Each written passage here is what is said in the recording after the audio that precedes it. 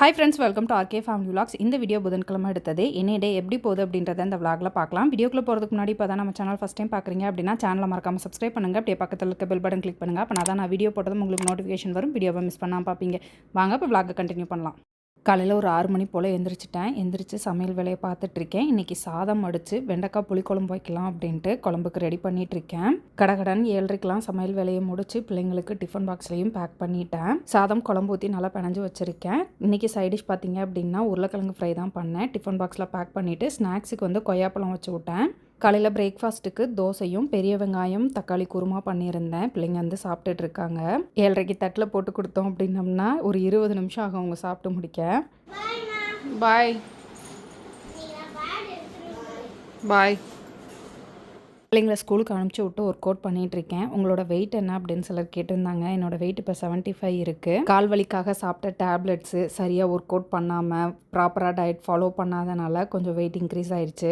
Shop ஓப்பனிங்க்கு அப்புறம் night லேட்டாக தான் வீட்டுக்கு வரோம். 10 மணிக்கு மேலே டின்னர் எடுத்துக்கிறோம். Work out, diet, night dinner சீக்கிரம் எடுத்துக்கிறது, சரியான நேரத்துக்கு தூங்குறது, இந்த மாதிரி எல்லாத்தையும் ரெகுலரைஸ் பண்ணணும் அப்படின்றதுக்காக இப்போ கொஞ்சம் நாளாக ட்ரை பண்ணிகிட்டு இருக்கேன். ஒர்க் அவுட்டை முடிச்சுட்டு அப்படியே சிங்கில் இருந்த பாத்திரத்தெல்லாம் கழுவி வச்சிடலாம் அப்படின்ட்டு கையோட கழுவி வச்சுட்டேன். பாய். நான் கிளம்பி வரேன். நான் என் வேலையெல்லாம் முடிச்சுட்டு வரேன். பாய். கமல் இன்றைக்கி ஒரு கிளைண்ட் மீட்டிங் இருக்குது, நான் சீக்கிரம் போகிறேன் அப்படின்னு சொன்னாங்க. கமலை அனுப்பிச்சி விட்டுட்டு நானும் ரெஃப்ரெஷ் ஆகிட்டு வந்துட்டேன். வீட்டில் இருக்க வேலையை முடிச்சுட்டு அதுக்கப்புறமா தான் நான் கடைக்கு போகணும். பிள்ளைங்களோட ட்ரெஸ்ஸை வாஷிங் மிஷினில் லோட் பண்ணிட்டு போயிருந்தாங்க. அது முடிஞ்சதும் எங்கள் ட்ரெஸ்ஸை லோட் பண்ணிவிட்டு அவங்க ட்ரெஸ்ஸை காய வச்சிட்ருக்கேன். ட்ரெஸ் எல்லாம் காய வச்சுட்டு வீட்டை கூட்டி விட்டுடலாம் அப்படின்ட்டு கூட்டி விட்டுட்ருக்கேன். குதிங்கால் வலி எப்படி இருக்குது அப்படின்னு ஒரு சிலர் கேட்டிருந்தாங்க. குதிங்கால் வலி இருந்துகிட்டே தான் இருக்குது. அது என்ன பண்ணாலும் போகாது போல். ரொம்ப நேரம் நிற்காமல் நடக்காமல் ரெஸ்ட் எடுங்க அப்படின்னு சொல்கிறாங்க. பட் நம்மளால் அப்படி இருக்க முடியாது. நமக்கு வேலை இருந்துகிட்டே இருக்கும். முடிஞ்ச வரைக்கும் ரொம்ப நேரம் நிற்கிறத வந்து நான் அவாய்ட் பண்ணிக்கிறேன்.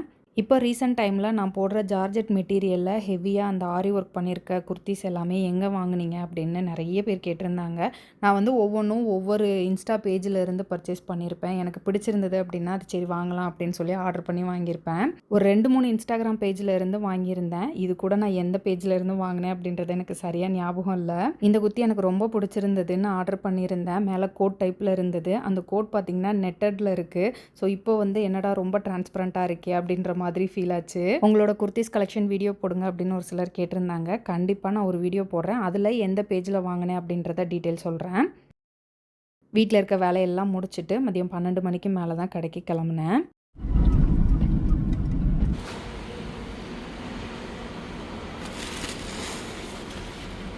டெய்லியுமே கடைக்கு வீட்டிலேருந்து ஸ்டாக் எடுத்துகிட்டு வருவோம். உங்கள் பில்டிங்கில் லிஃப்ட் இல்லையா அப்படின்னு ஒரு சிலர் கேட்டிருந்தாங்க. லிஃப்ட் இருக்குது. பட் பில்டிங்க்கு வந்து டெம்பரரி கனெக்ஷனில் இருக்குது அப்படின்றனால லிஃப்ட் வந்து ஆப்ரேட் பண்ண முடியாமல் இருக்குது. அதனால் டெய்லியுமே கொஞ்சம் கஷ்டப்பட்டு தான் கீழேருந்து திங்ஸ் எல்லாம் மேலே தூக்கிட்டு போகிறோம். நான் வீட்டில் வேலையெல்லாம் முடிச்சுட்டு வர்றதுக்குள்ளே கமல் என்னோடய பேஜில் ஒரு ப்ளூ போஸ்ட் வீடியோ எடிட் பண்ணி போட்டிருந்தாங்க. நான் போனதுலேருந்தே சிரிச்சிட்டே இருந்தாங்க. ஏன் சிரிக்கிறீங்க அப்படின்னு சொன்னோடனே பேஜை செக் பண்ணி பாரு அப்படின்னு சொன்னாங்க. நான் செக் பண்ணிகிட்ருக்கேன். ஏன் பேஜ்லையா?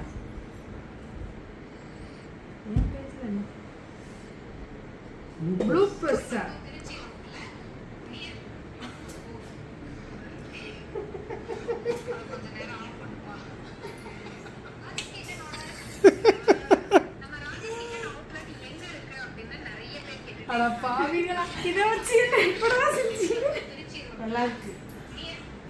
எத்தனை வீடியோஸ் போட்டு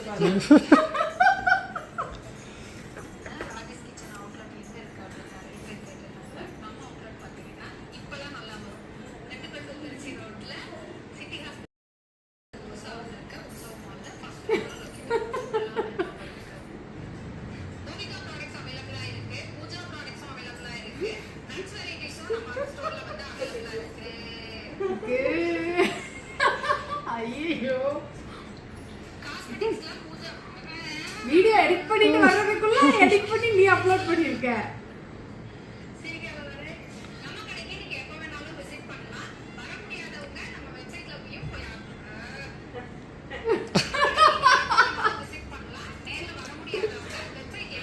ஐயோ வாய் வலிச்சிடுவே. நல்லா இருக்கா? நல்லா இருக்கு. கொஞ்சம் சொல்லிட்டு போட்டிருக்கலாம்.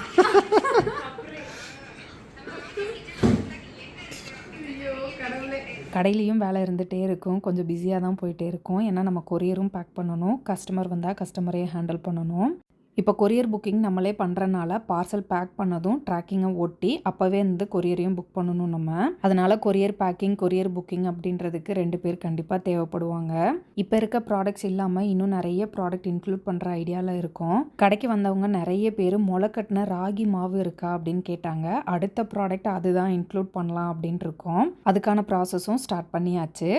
நான் கடைக்கு வர்றதுக்குள்ளேயே கமலும் அவங்களோட கிளைண்ட் மீட்டிங்லாம் முடிச்சுட்டு கடைக்கு வந்துட்டாங்க. கமலுக்கு சோஷியல் குரு ஆஃபீஸ்க்காக ஒரு வீடு ரெண்ட்டுக்கு எடுத்திருக்கோம். மதியம் லஞ்ச் வரைக்கும் இங்கே உட்காந்து சோஷியல் குருக்கான வேலையை பார்ப்பாங்க. ஆஃப்டர்நூனுக்கு மேலே அவங்க ஆஃபீஸ்க்கு போயிடுவாங்க. நானும் கடைக்கு வந்தால் சும்மா இருக்க மாட்டேன். ஏதாவது நான் பண்ணணும் அப்படின்றதுக்காக கொஞ்சம் நேரம் நான் பில் எடுப்பேன். ஒரு நாளைக்கு வெப்சைட்டில் எத்தனை ஆர்டர் வந்திருக்கு, வாட்ஸ்அப்பில் எத்தனை ஆர்டர் வந்திருக்கு, அதை பார்த்து நான் ஸ்டிக்கர் எடுக்கணும் அப்படின்றது எனக்கு ரொம்ப ஆசையாக இருக்கும். நம்ம முடிஞ்ச வரைக்கும் அன்னன்னைக்கே ஆர்டரை அன்னன்னைக்கே டிஸ்பாச் பண்ணிடுவோம்.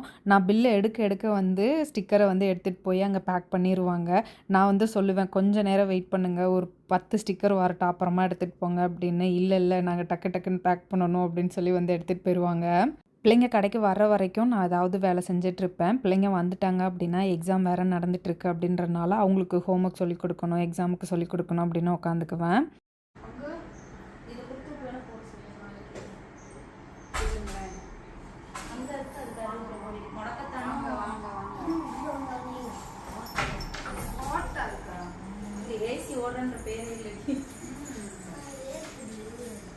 கடைக்கு வந்ததும் ட்ரெஸ் சேஞ்ச் பண்ணி விட்டு லைட்டாக தலையை சீவி விட்டுட்டு உட்காந்து படிக்க வைப்பேன். இப்போ எக்ஸாம் முடிகிற வரைக்கும் இங்கே உட்கார வச்சு சொல்லிக் கொடுப்பேன். எக்ஸாம் முடிஞ்சதுக்கு அப்புறம் வந்து டியூஷன் அனுப்பலாம் அப்படின்னு பிளான் வச்சுருக்கோம். நானே சொல்லிக் கொடுக்கலாம், பட் எனக்கு அவங்களுக்கு சொல்லிக் கொடுக்கறதுக்கு கொஞ்சம் கஷ்டமாக இருக்குது. 1 மந்த் டியூஷன் அனுப்பலாம், எப்படி போகுது அப்படின்றத பார்த்துட்டு அதுக்கப்புறமா கூட டிசைட் பண்ணிக்கலான் இருக்கேன்.